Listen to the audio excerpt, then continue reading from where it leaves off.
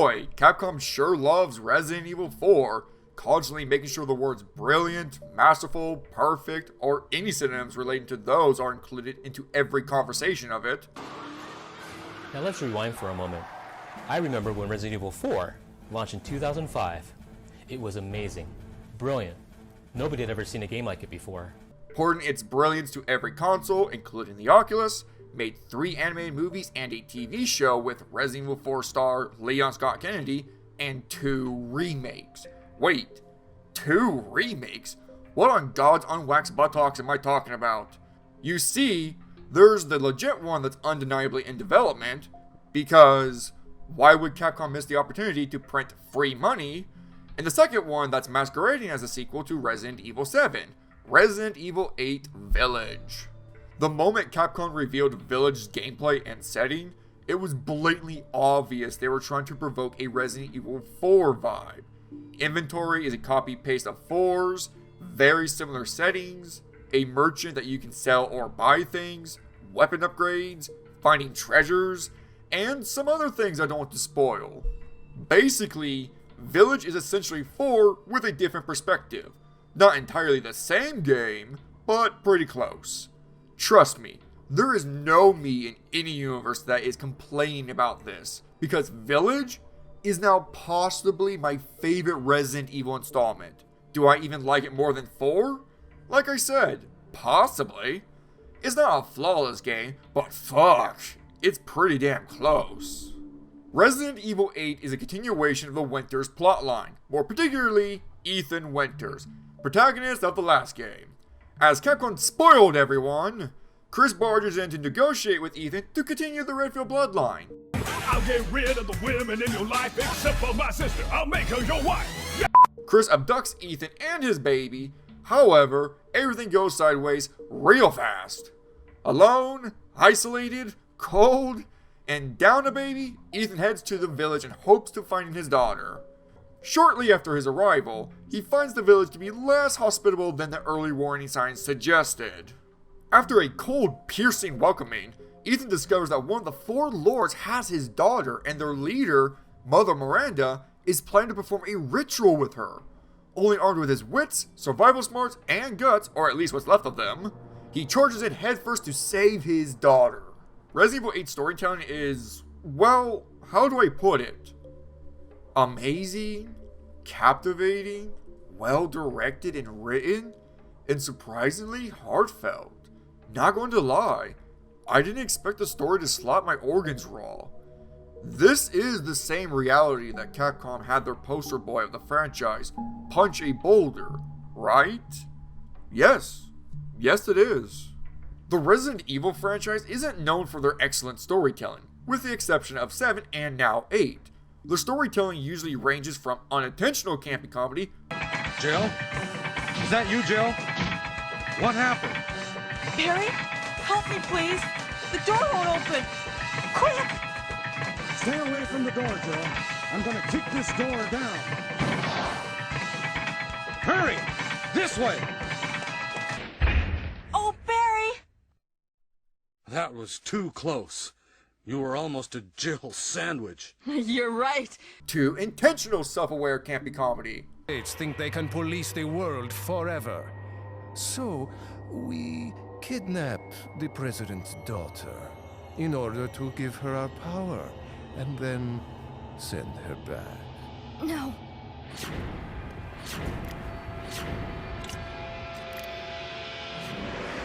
Leon, I think they shot something in my neck. What did you do to her? We just planted her a little gift. Oh, there's going to be one hell of a party when she returns home to her loving father.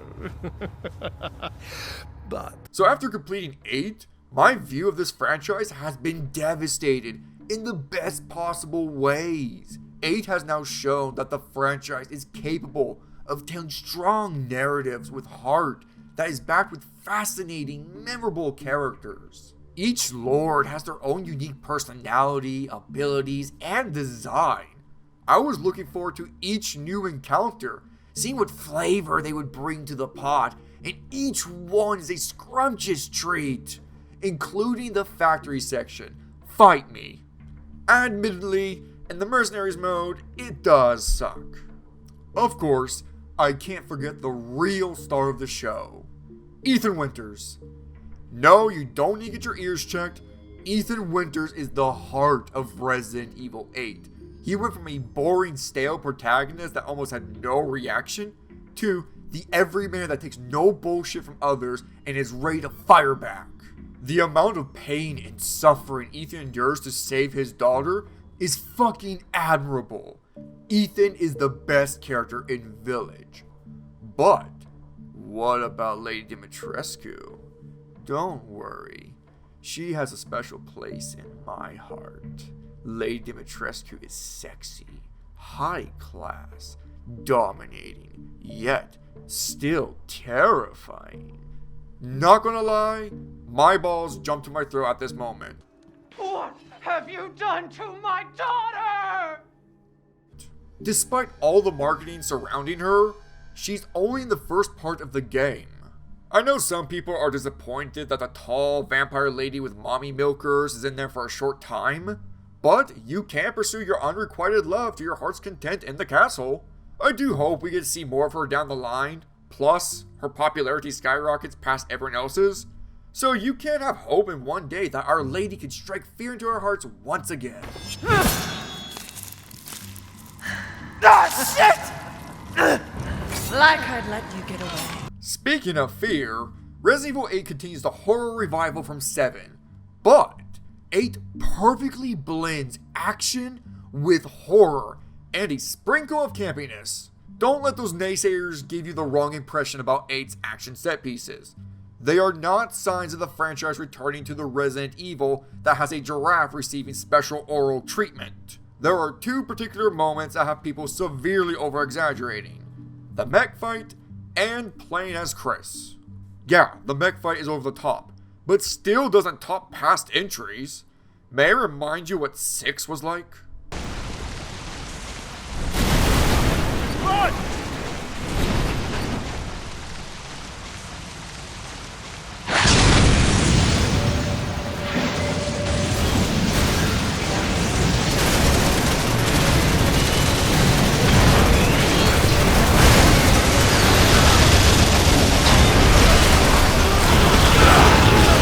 Not convinced? Let's retrace our steps back to Resident Evil 4's peak absurdity.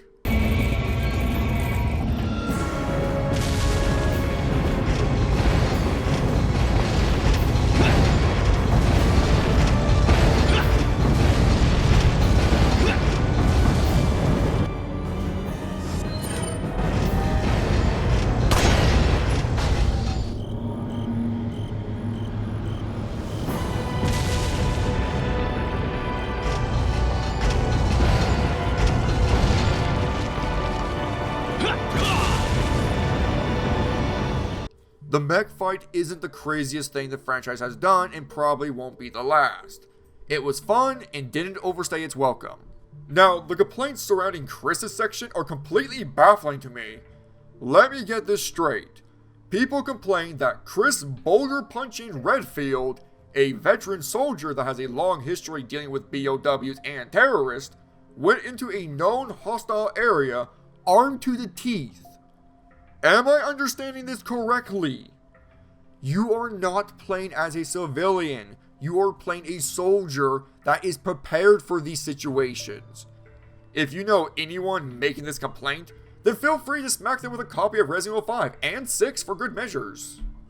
Honestly, I thoroughly enjoyed playing as Chris.